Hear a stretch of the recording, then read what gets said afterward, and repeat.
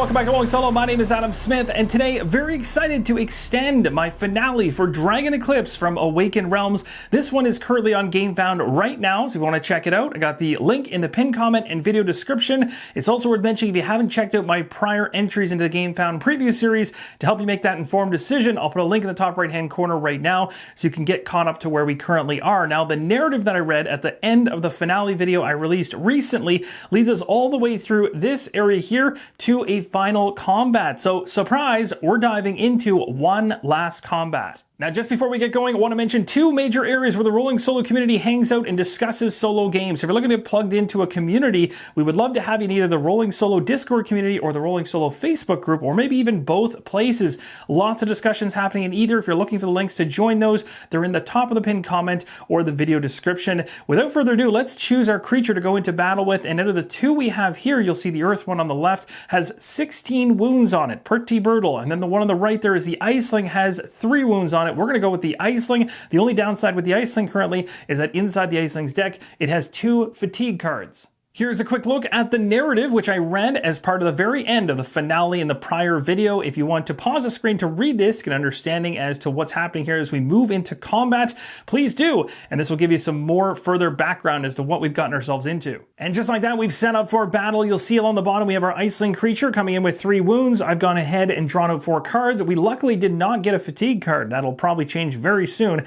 And then over here, we have the Shadeclaw, which is the individual creature we are going up against, but it's going to bring some interesting things into the equation. This time around, it has what's known as shadows. These shadows are going to be placed out around the game board with specific tokens, and these shadows are going to become a problem because I cannot put wounds on this Shadeclaw unless all the shadows have been taken out. And if there's shadows on the game board, there's certain time frames when those shadows are going to, well, come after me pretty viciously. So even though the defenses are low, they have a decent attack, and that's going to provide some serious problems for me as I go along. Let's take a closer look at the enemy card to get an idea as to how it works and operates. We'll also talk about this in terms of the arena card and what it does. The arena card is called Shaded Woods. It says place a crackling kernel, which is a white token, on each bag space. I've done that into 2 spaces on this battle mat.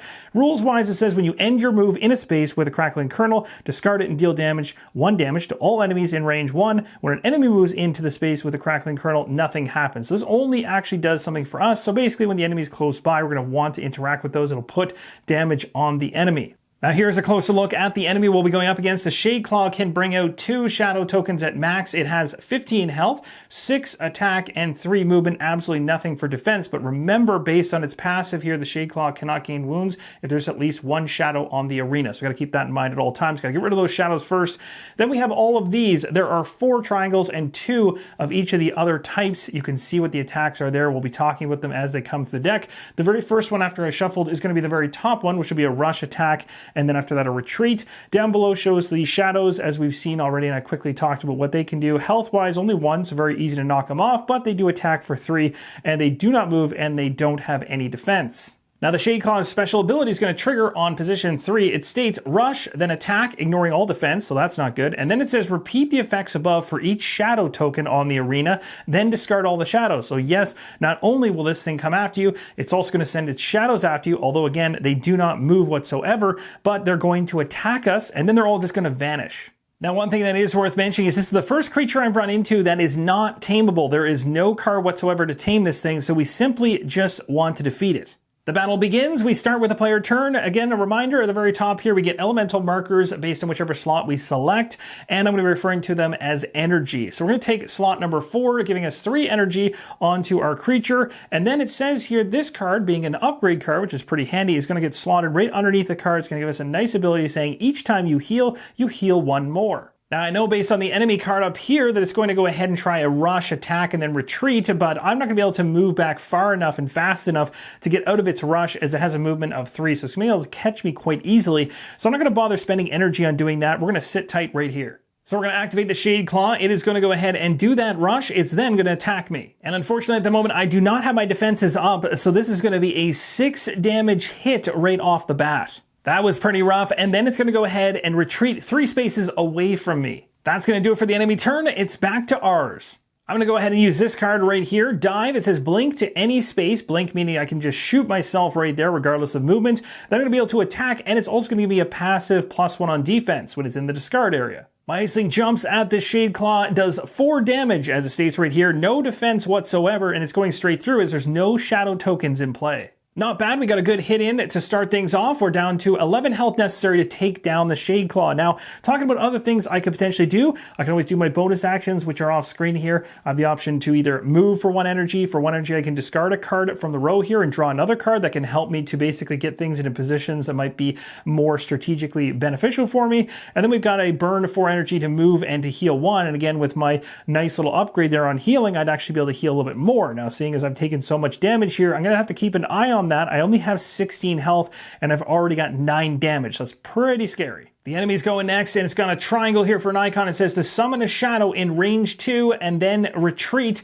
All shadows are going to attack at this point. So the Shadeclaw, being that it was right beside me here, wants to put its shadow token in the same space as me. It's trying all the time to place the tokens as close to me as possible, including the space I'm in. So in this case, we got a shadow right there. Then it's going to retreat, but it can only retreat 1 space back because that's actually 1 space further away from where it's retreating from, which is my creature. And it won't use the rest of its retreat, which would be the rest of its movement, because by moving in any other direction here, it's actually getting closer or the exact same distance away from my creature. So it stops right there. At this point, we're told that the shadows are going to attack all of them. There again, it can be a max of 2. There's only 1 in play right now, so this shadow is going to be attacking me for 3. Thank goodness I do have a passive +1 defense over here because I have no defense from the start here with my Iceling, so only 2 damage getting through. That's not good because I currently have 11 damage and only 16 health, so I really need to focus on some healing very, very soon. That's going to end off the enemy's turn. We'll place this card over here. It does not trigger the special ability just yet. Now, I had a plan, but then I realized that because of the passive ability of the Shadeclaw not allowing any damage to go on it until all the shadows are taken out, we got an interesting situation here. I'd really like to go ahead and spend the 4 energy here to do a move 1, heal 1. I could move to this token. The token would then go ahead and take out anything within range 1, which would knock out the shadow. That's great. Then I could use something like Sap Warmth and want to deal damage, but it has to be within range 2. So if I step back, I'm not close enough to be able to do that damage once the shadow is gone. That is my problem. If I do this first, the problem is I can't do it because I'm not allowed to place damage on it while there's a shadow in play. So I'm stuck a little bit and might be forced to just focus on healing and maybe removing the shadow. So let's go ahead and spend the 4 energy. Not really a big fan of doing this right now, but I am so hurt. I need to make this happen. So we'll move back, trigger this, token will disappear. It will knock out the 1 shadow, and I'll also heal 1, plus the Swift Recovery gives me another 1. So that's 2 heal. Now, I don't want to burn this card just yet because it's a great card for putting wounds on when the time is right, but instead I could do a defensive stance knowing that things are coming at me here to try to slow down how much damage is being hit on me. Unfortunately, it's not going to give me too much energy. It gives me 2 because there's 1 here plus 1 on the card. Not bad. I'll take it. So we gained our 2 energy, we got our defenses up with a passive +2 bonus. We also got a fatigue card here in our row, so that's going to gum things up until we select that certain slot, and it will be removed from play at that point. And they have 1 more fatigue card in the deck. Again, these come from prior battles, and they're seeping their way into this battle right now. The Shadeclaw is going to go ahead and summon a shadow in range 2, so it's going to go ahead and do a shadow right at this location in front of me. With the shadow token in play, we're now going to take a look at the next thing, which is all shadows attacking as we know. And so that is going to have a 3 attack coming at us. We have 2 defense thanks to our defensive stance card in the discard pile, but we're going to add to it. I'm going to discard the Blotchy Nuts card here. It says during combat, when an enemy attacks, we add a shield, another defense, which means nothing getting through to our creature. Now at this point, we got a special ability coming our way, which is not good. So it's going to have the enemy rushing us, and the attacks are going to actually ignore shields on top of it. So it's going to be a full 6 damage attack coming through. And that unfortunately is going to put us up to 15 wounds. Not looking good. It tells us to repeat the steps above. For each shadow, we do have 1 shadow in play. It is already adjacent to us and ready to attack.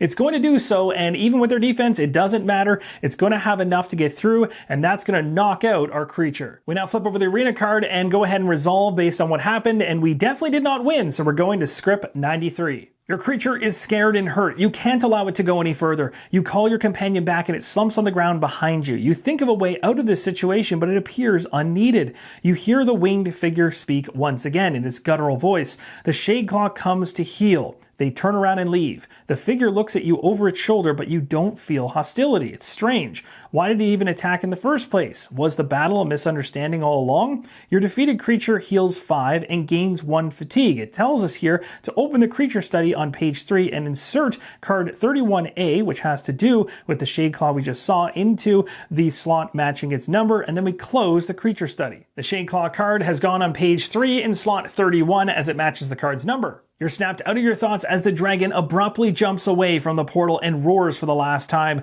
From its mouth, a stream of pure energy strikes the dark line. The line gets thinner and thinner until it's no wider than a finger. The stream also diminishes as the dragon coughs and spits blood. Eventually, the monster falls to the ground, its head pointing at you. Then the dragon sighs, letting out a weary breath. Warm air envelops you, making your skin prickle. The beast doesn't draw another breath, though. Its open eyes grow cloudy. You look around, overwhelmed, and see that some of the creatures finally get up from the ground and look at you with fear and respect. Then they scatter and escape. You look down at your own hands, and you want to escape too. The scenario book number 2 now tells us we've reached the end of the prototype version of Dragon Eclipse, but of course it's not the end of the adventure. In the final version, the game's going to have more scenarios, more decisions, and more exploring to happen beyond what you've seen in this series of videos. At this point, you'd open the world map, slot in new locations available to explore, and continue onwards. Now, the book does allude to the 3 different branching paths based on our decisions to this point and things we could go check out, including areas we've already actually been to we could more thoroughly look into. The ruins await our return, which is where we found Golemos. There is a secluded academy in the eastern mountains storing extensive knowledge that we could check out. And finally, something we could also do is to pursue the mysterious attackers. Now, as we take a look at scenario book number 2, you're going to see sections of text here underneath each of these options that in the final version you'll be able to explore